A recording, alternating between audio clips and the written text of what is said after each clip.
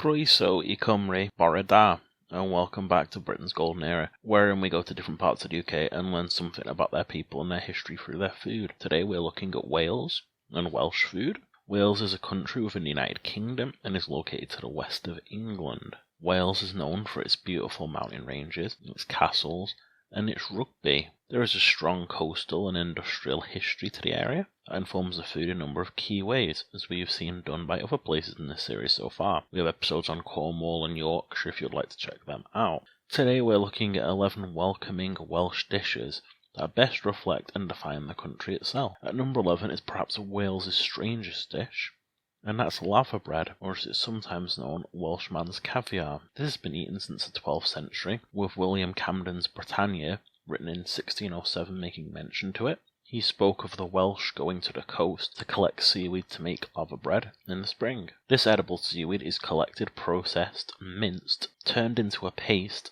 before then being mixed with fine oatmeal and fried. This is a Welsh breakfast staple that's powered Welsh miners for years.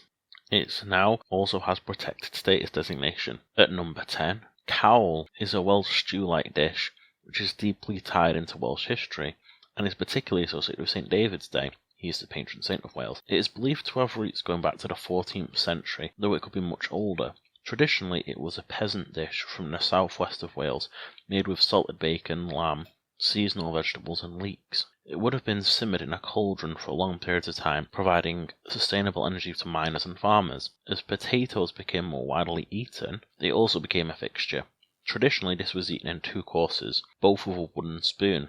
Firstly, the broth was eaten, and then secondly, the meat and vegetables would be eaten afterwards. Lobcos is a North Welsh variant of this dish, which is tied to the raids by the north and has its roots in Scandinavian food. It generally swaps out the lamb for beef. At number 9 is Tatws Pum.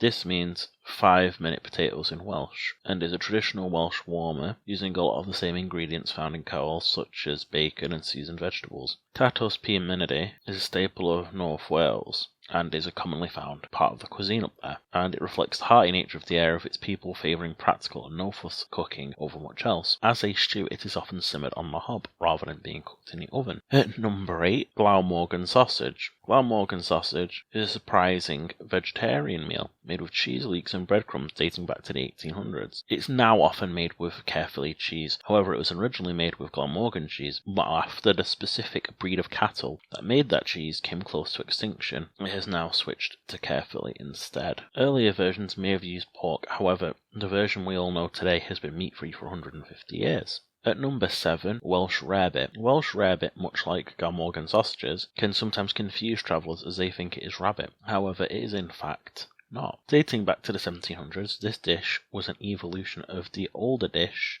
called cow's poby, or baked cheese in English. This reflects the cheese heaviness that is shared across a lot of traditional Welsh dishes. The name originally came from the mock English insult calling the dish Welsh rabbit, with the joke being that the Welsh were too poor to afford meat. However, it has since gone on to become a staple of Wales. The dish includes a piece of toast covered with melted cheese, usually a Welsh cheese. It is a warming, comforting delight. Over time, added complexity has arisen for the dish as people add Worcester sauce, or sometimes mustard. Number 6 is a staple of the Welsh rugby scene, and that is Oggies. Oggies are giant pasties that are much bigger than the Cornish pasty we've previously looked at. Oggies are once again portable, on-the-go lunches for workers, traditionally mine workers, and contain lamb, leeks and potatoes. As I previously said, they are a staple of the Welsh rugby scene and have their own chant which can be heard at many games. Shifting gears to look at Welsh desserts, at number 5 is Welsh Cakes, a staple of many Welsh cafes. Welsh Cakes are a type of griddle cakes that date back to the 19th century.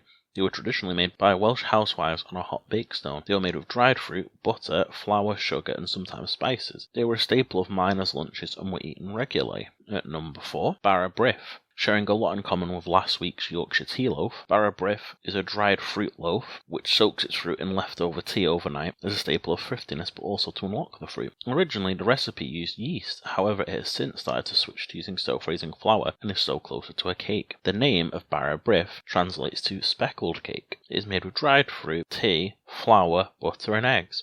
with the inclusion of mixed spices sometimes being added. When the Welsh settled in Argentina, they brought Bara Brith there with them, and it has since taken on a life of its own and has its own variety. Another amusing anecdote is, once Bara Brith was going to be removed from Welsh supermarkets. However, the Welsh consumers revolted, and it was since hastily brought back, showing you how important Bara Brith is to the Welsh. It is also eaten at Christmas and on St. David's Day, two very important holidays. And number 3 is creme pogs. These are Welsh pancakes, and are considered one of the oldest recipes in the British Isles. They have been known by different names over the years, such as yeast pancakes and oatmeal pancakes. However, one thing has remained the same, that is that like Welsh cakes they are cooked on a griddle. Traditional versions were made using buttermilk, flour, butter, eggs, salt, sugar, vinegar and bicarbonate of soda, and these have a place historically, particularly with Shrove Tuesday or Pancake Day in the UK. If you would like to know more about Pancake Day, please let us know in the comments and we will do a video about that. Within Wales,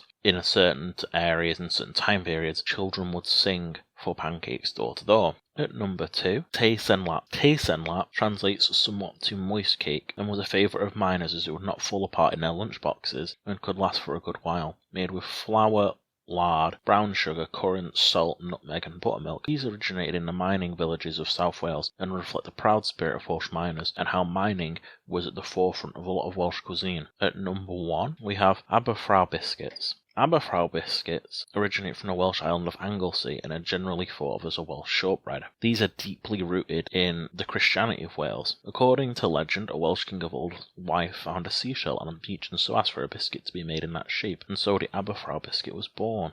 However, to get back into the religious aspect, they are sometimes called St. James's cakes. This is due to the popular pilgrimage to Santiago de Compostela, wherein a lot of pilgrims would bring back seashells. As such, there is a tie between the link to the pilgrimage and these biscuits. As a foodstuff, they seem to date back to the 13th century. These biscuits were made with flour, butter and sugar, and fell out of fashion at some point in the past.